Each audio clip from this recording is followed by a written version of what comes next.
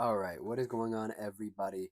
We are back this Wednesday to talk about some NBA playoff action. We've had games since since last Saturday, um, and I just want to talk about a few of them, a couple of the interesting ones. There are some series that are 2-0. There are some series that are tied. We'll talk about a few of them. There are two I really want to focus in on here. In this video in particular, I want to talk about the Clippers versus the Nuggets, game two. That was on February 21st. Well, not February, April 21st, pardon me. And then I want to talk about Lakers versus Timberwolves on April 22nd. That was game two. So we'll dive into those games in particular. Obviously, with these playoff videos, I'm going to start with the bracket, always tell you what's going on, and then we'll get into the other stuff. If you like what I have to say, like the video. If you have your own opinion, comment them down below. If you like the vibes, consider subscribing. So yeah, playoff action. It's been nonstop. I always forget this time of year is very busy and there are very few lulls in game action. There will always be a game going on. Some of these games, some of these series have been relegated to NBA TV, which is hilarious to me. But we'll start with some other games first. Let's start on the West Coast with the 1-8 matchup, the Oklahoma City Thunder versus the Grizzlies. They've been taking care of business against the Grizzlies. It's a 2-0 series lead for the Thunder. They have won both games in convincing fashion, in such convincing fashion that I maybe have watched a combined 3/4 of the last um, two games because they've been they've been pretty much blowouts. Um, I think the big note for this series is that Shea hasn't had a really signature game yet. But also, I don't know what the Grizzlies thought they were doing in firing their coach. Like you thought you were gonna go on a run and beat these guys. I don't know in what universe you thought. Oh yeah, we're gonna play. Maybe if you play the Rockets, maybe if you got the 7th seed instead of the 8th seed, you would have had a better chance. But drawing or putting yourself in the situation essentially to just get beat down by the Thunder, I don't think was a part of their plan when they fired their coach a couple weeks ago. So and their coach was it Isolo? Isala? I've heard it pronounced 1,000 different ways. This isn't a good indicator of how probably decent of a coach he is, but man, having this on your resume early as a new coach is not good.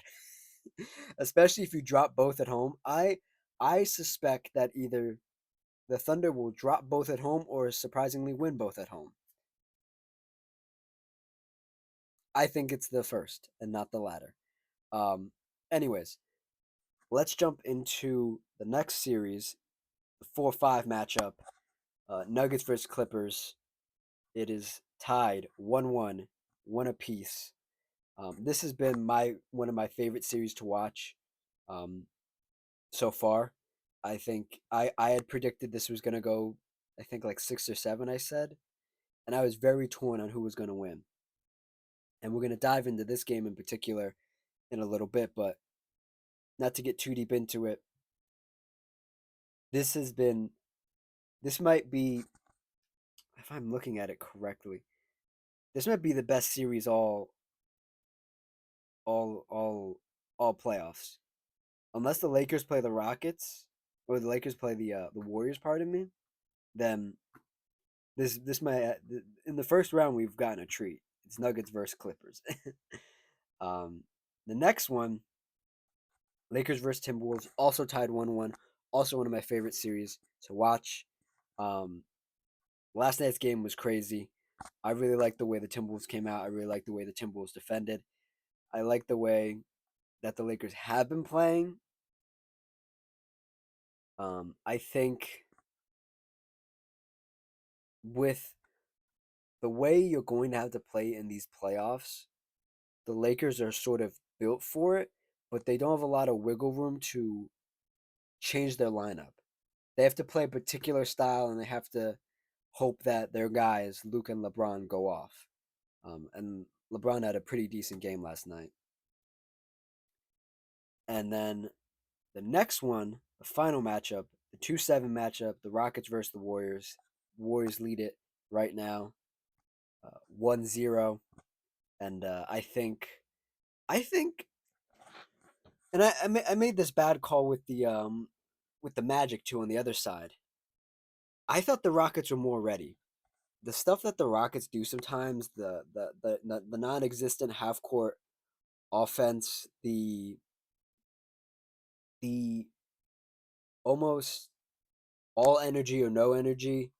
Um, I think relying on guys like Jalen Green, who's been decent at times, and relying on a guy like Fred VanVleet, who I've been harping on all season. I've been harping on it all season. I felt like a broken record. Fred VanVleet just isn't that guy. He's never been that guy. He was never that guy. He gets paid like he's a guy, but as the starting point guard for the Houston Rockets, Fred VanVleet is not that guy. And I've said it time and time again. This isn't the guy. This isn't the guy. This isn't the guy. And it's showing right now. I mean, we can look at the box score real quick. It's one game. It's one game. It's one game, right? It's one game. It's one game, right? Who cares, right? But this is the Fred VanVleet you'll get is either who have a really good game or who have an absolute stinker of a game. Let's see what Fred VanVleet's doing. Fred VanVleet, your starting point guard. 10 points, 7 assists, 2 turnovers, 1 steal, 1 rebound. 4 of 19 from field goal and 2 of 13 from 3. He took 13 3-pointers. There is never a situation where Fred VanVleet should be taking 13 3-pointers. Steph Curry took 9.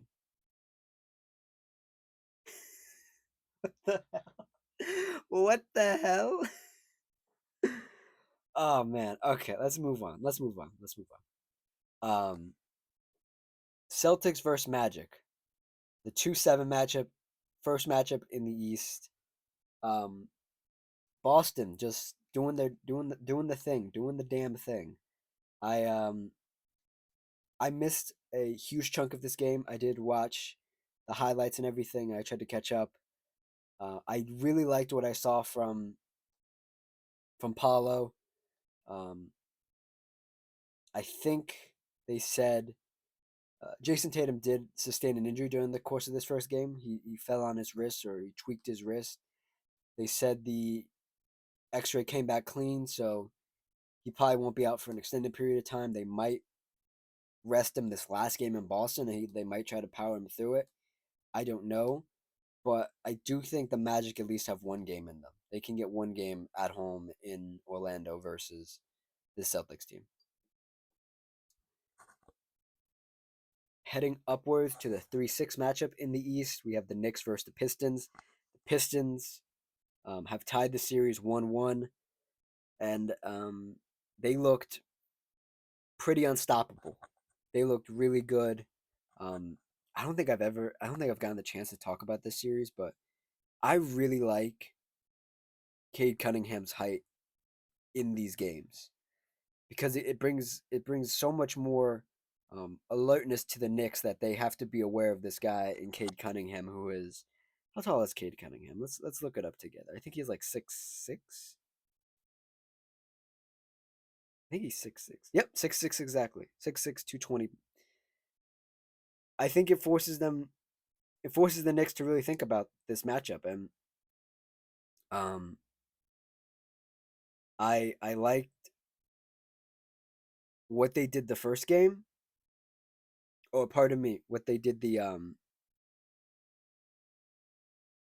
first game, yeah, because they got the win, yeah. Um Second game not so much. If I go here and look at the potential matchups for Cade, obviously you have a slew of defenders. You have Mikal Bridges, OG Anunoby, Josh Hart. But do they really want to try to keep up with Cade is the question. Um Cade had 33 in that game, by the way. The one the Pistons won. 33 points, 12 rebounds, 3 assists, 5 turnovers. That's where they're gonna get Cade is. Um, I don't think so much in the one-on-one um, matchup, but trying to force him into bad turnovers, trying to make him push the pace, trying to make him do stuff that he's uncomfortable doing. I think that's the key in beating Cade. Um, but my hot take was I think the Pistons can win this series, not just one game. I think they can win the series, and I think what we saw from the Knicks last time out was not good. That was not their best effort, even though it felt like their best effort. It really wasn't. Moving on to another team that just hasn't put their best effort forward, and I feel like the writing's on the wall. Is the Milwaukee Bucks in the 5-4 matchup versus the Pacers? The Bucks have sucked, and this is a Doc Rivers masterclass. Um, just just two really, I don't want to say like convincing losses, but Giannis is leading both teams in. Is this true? Is this Yeah? He's leading both teams the last two games uh in the majority of the big hitting categories. Um, 30 plus points, 11 plus rebounds, getting in there in the assists. But that's it. It's it's Giannis or nothing for the Bucks right now. And let me see here. Damian did play this game. His first game back from his deep vein thrombosis. 14.7 assists, 2 turnovers, 2 of 8 from three. I know he just came back from an injury. I know he probably needs a little leeway. But man, like, if you're not ready, you're not ready. You know what I mean? Like, I like to give guys leeway. I like to give guys a bit of room, wiggle room. But I gotta be quite honest. The series is not in your favor right now. Because even if the Pacers win one at your place, which seems inconceivable, right? It seems inconceivable that the Pacers would come into your house and win one. Not inconceivable anymore. But also to the point that when is Dame gonna show up?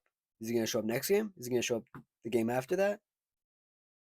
Because either way, you slice it or dice it over the next two games. You lose one of those games, you don't hold home court down or home field advantage down. The Pacers are going to the next round.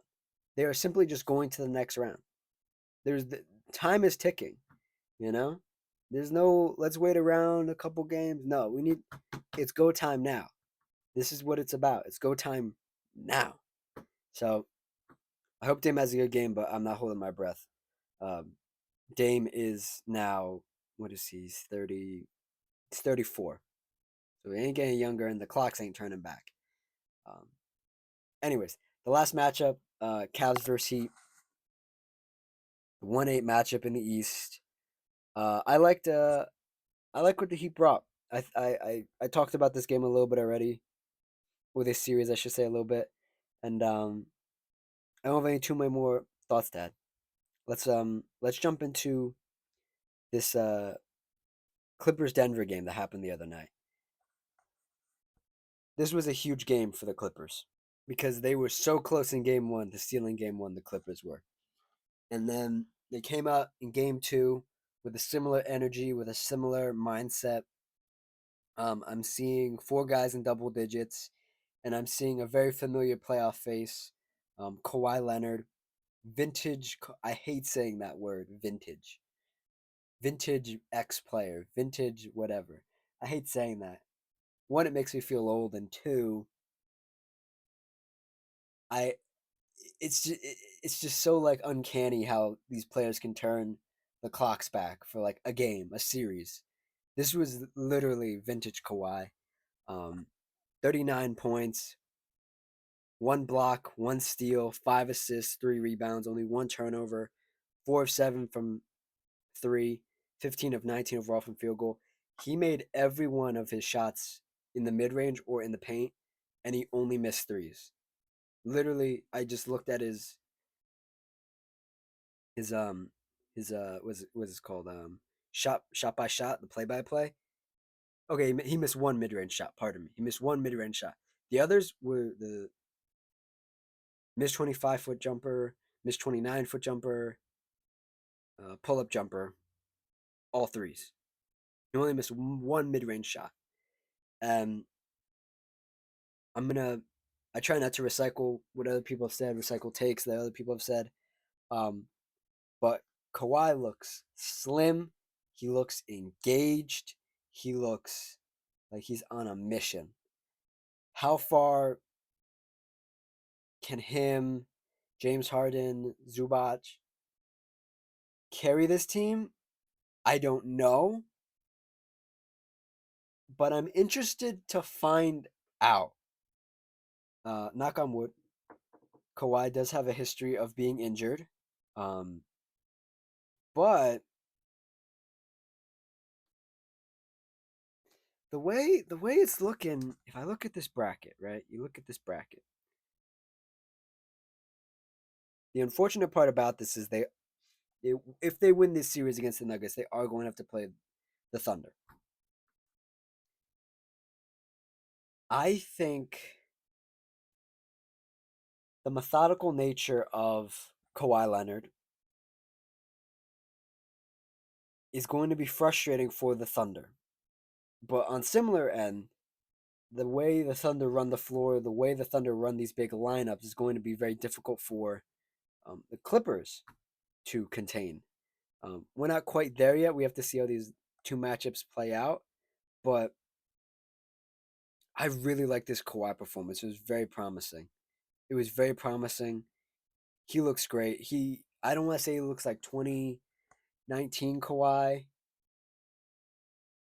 or anything like that, but he this is the closest he's looked to his prime offensively and defensively in 3-4 years. Amazing stuff. Um, the how do I say this? The second leading scorer on the team, James Harden, not have his best game, but he had 18 points, 7 assists, 4 turnovers, not ideal. 1 steal, 2 blocks for James Harden. Wow. Um, 4 of 11 from three, 7 of 17, missed half of his shots. Um, I don't. I'm not the biggest fan of James being this passive. Um, but I do like a lot of his. I like his verbal playmaking in the sense of getting guys in position to score, getting guys in position to have a second chance if the shot doesn't go in. His defense has improved a little bit, so I'm gonna tip my hat there. Him and Ivica Zubac, who had 16 points, 12 rebounds, 1 steal, 4 assists. They need to do more of that. They need to do more pick and roll. Him and James and Zoo need to do more pick and roll, and they need to just be engaged more, or more. I always say engaged, like active on offense in an impactful way. Um, the last guy in double digits, Norman Powell, 13 points. Uh, 3 steals, 1 assist. Very good stuff. Chris Dunn, their defender out there, 5 points, 3 steals, 1 block. When this starting lineup is like this, and they have all these steals and these blocks, these stocks, um, and there's only one guy having a really bad turnover game, and that was James Harden. These are the close fights the Nuggets are going to lose. Um, they're going to lose these every time because, well, one, they're not as deep as a team as they were when they won the championship, and two, they simply don't have the facilities for that. because Nikola Jokic isn't going to be your defensive hub in the middle. Um, the new coach, I don't I don't know what he's trying to do out there. I'm not sure he has run a play. I'm not sure he's called a play yet. I think he just let them go out there and play. Speaking of the Nuggets, very very important game because you essentially got everything you wanted from everybody. Aaron Gordon, you basically got everything you wanted from everybody. Aaron Gordon, 14 points, hit some big shots down the stretch, 6 rebounds, 1 assist. You got Michael Porter, 15 points, 15 boards. Crazy that Michael Porter is your leading rebounder, yeah, for the game with 15. Yeah. You got 26 from Nikola Jokic, 10 rebounds, 10 assists, regular stuff. Jamal Murray, 23. You got a Christian Braun, 5. You got a Russ Westbrook 14-point game. You basically did everything right, and you still lost the game by 3. You still lost the game by 3. What are you gonna do? You know, I really don't have any thoughts for the Nuggets except um, the end of game. You need to be a bit better, and Nikola Jokic sustaining a 45-minute game almost every night is not going to be good. It's not going to be good. It's not going to be good. Let's move on to the final game we want to talk about here. The game from last night. The Minnesota Timberwolves versus the Lakers. Before that, let me give you the score of the last game. Clippers won the game 105 to the Denver Nuggets 102. Now we'll move on. Last night, the Lakers tied the series up at home. Right? They won. Making sure. Um, the Lakers won the game 94 points to the Minnesota Timberwolves 85. This was a pretty I think this is the new norm for LeBron James playoff game at this age, at age 40, is that it's 21 points, it's only 2 turnovers, 1 steal, 1 block, 7 assists, 11 rebounds. Um, a great what do you call it? Sustainable effort. Not too much, not too little, because the person who was doing too much was Luka. He had 30 points, 9 assists, 12 rebounds. Did have 4 turnovers. He got in a bit of some sticky spots. He made all his free throws though. He took 11 of them, leading the whole game with 11 free throws. 9 for 20, and along with those 9 assists and 7 assists from LeBron, you had Rui Hachimura with 11, Jackson Hayes with 2. Not gonna talk about that. Austin Reeves with 16, and yeah, the coach JJ Redick is running a tight ship. He ran only 4 people off the bench. Um, Dorian Finney-Smith effectively started. He played 39. Nothing too crazy from him. Missed a couple wide open shots the last couple games. My only note for the Lakers is that it doesn't feel like Lucas had a game yet in a Lakers jersey.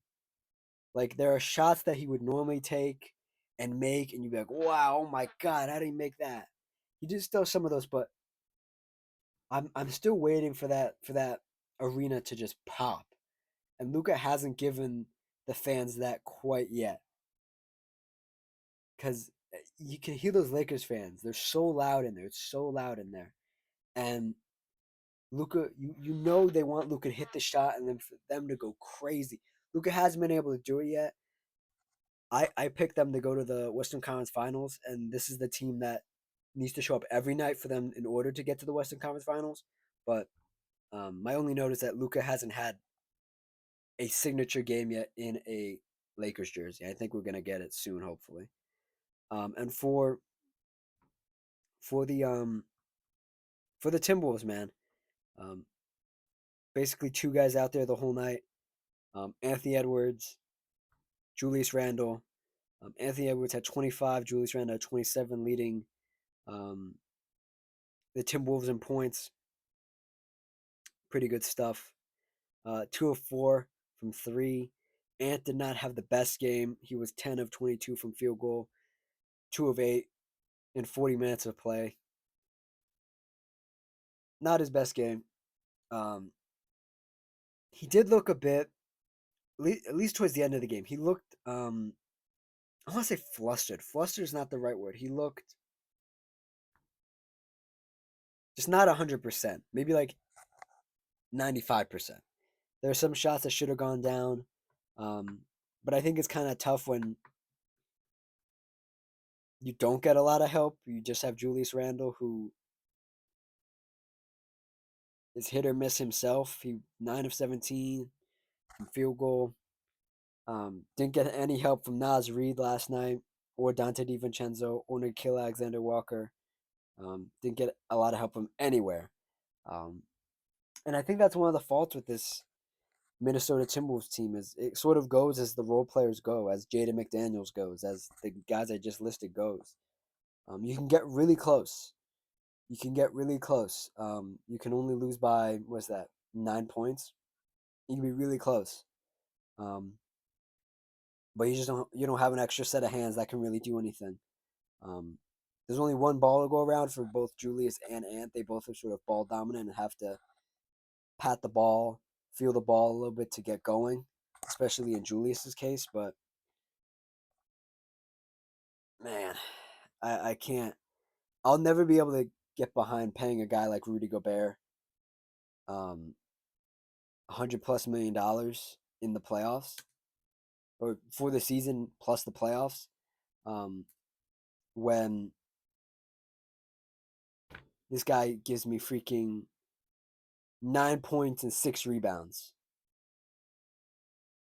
and he wasn't even in foul trouble. He had one foul. I as a basketball fan can never uh, fathom that. Paying a guy, he's making $35 million this year. I can't justify that, dude. I can't. Anyways, that's it. That's the playoff wrap up right now. Um, went over all the series and everything. I guess we should preview games real quick. We could preview some games. Um, oh, Orlando at Boston.